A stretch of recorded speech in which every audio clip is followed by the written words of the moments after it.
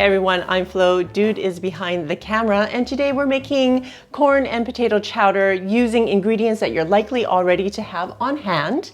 And I don't know about you, but I've been watching the news lately, and the panic buying out there, given what's going on around the world today, is just insane to me. Hundreds of shoppers rush into a Los Angeles Costco this morning with this warning. Supplies are being rationed to keep up with the unprecedented virus panic shopping. I'm thinking instead of filling your home with 20 sacks of rice and 20 cases of KD, how about using ingredients that will last longer in your fridge and using those to make a delicious meal instead of KD and Spam, although I'm sure Dude would disagree. Those are fighting words. What's wrong with Katie and Spam? All written recipes are available to my patrons on Patreon, but this particular recipe is also in my cookbook, Elevated.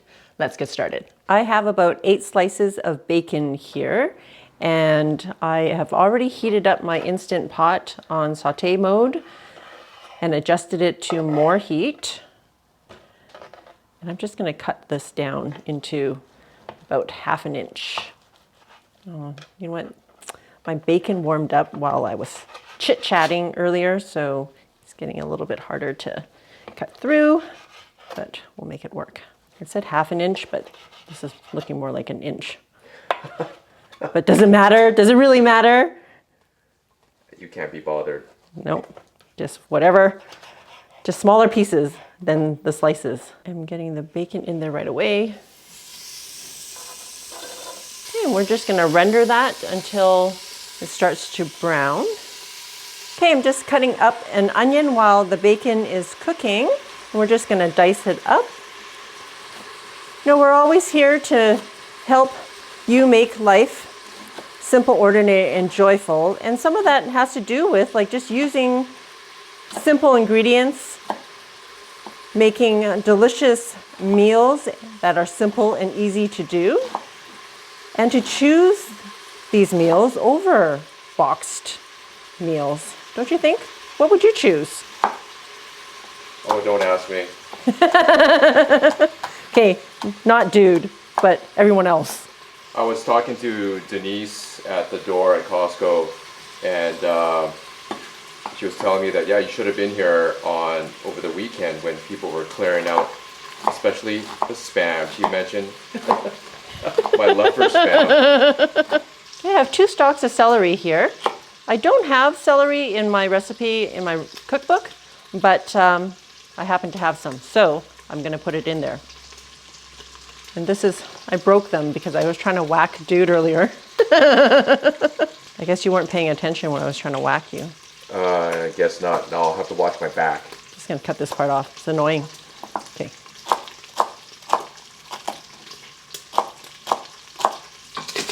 Okay, once the bacon is browned, you can remove it and just drain it on paper towels to get rid of some of the grease. I'm just going to use the bacon fat that's in here to cook my onions. But if you don't want to, you can always drain it and add butter or oil instead. You want about 2 tablespoons of fat in there. Getting the onions and celery in now.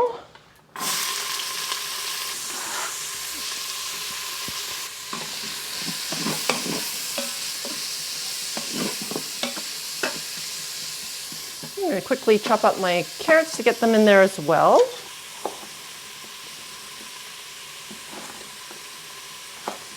And I'm just going to cube these as well.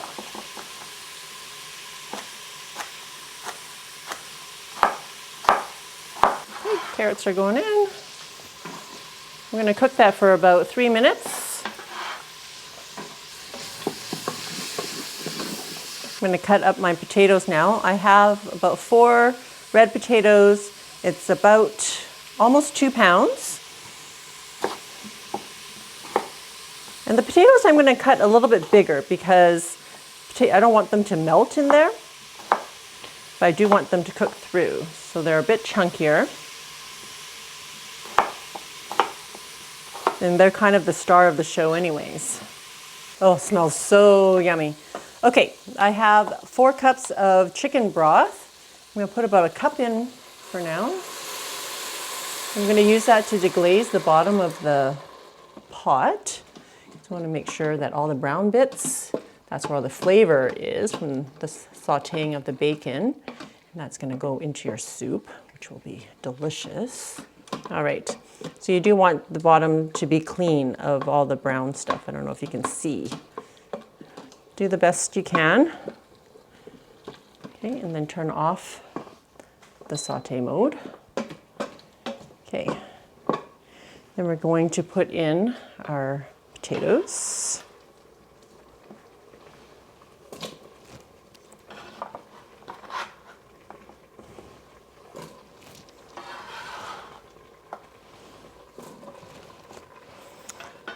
I have 2 cups of frozen corn.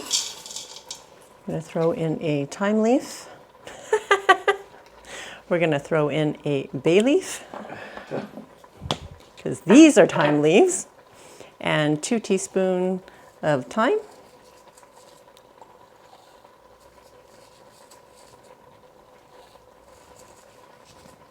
Teaspoon of salt. You can always add more later. Let's just start with that. And some pepper. And the remaining chicken broth. So total 4 cups of chicken broth. Just making sure that everything is covered. Okay.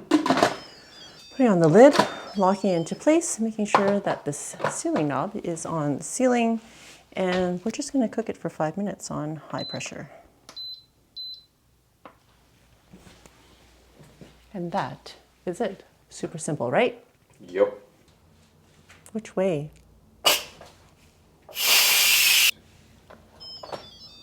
Right.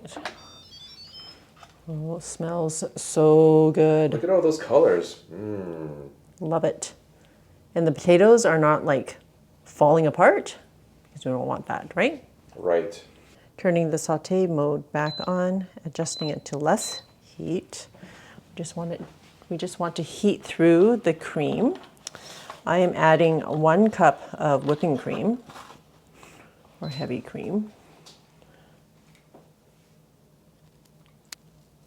I'm just going to heat that through.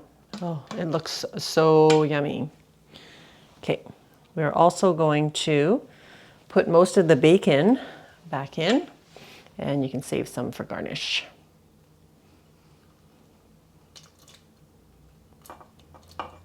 Okay, it's just starting to simmer. I'm going to turn it off. If you don't want to use as much whipping cream, you don't have to. You can use milk or half and half if you want instead. All right, you guys ready for? Are you making me choose between Spam and a corn chowder? Yep.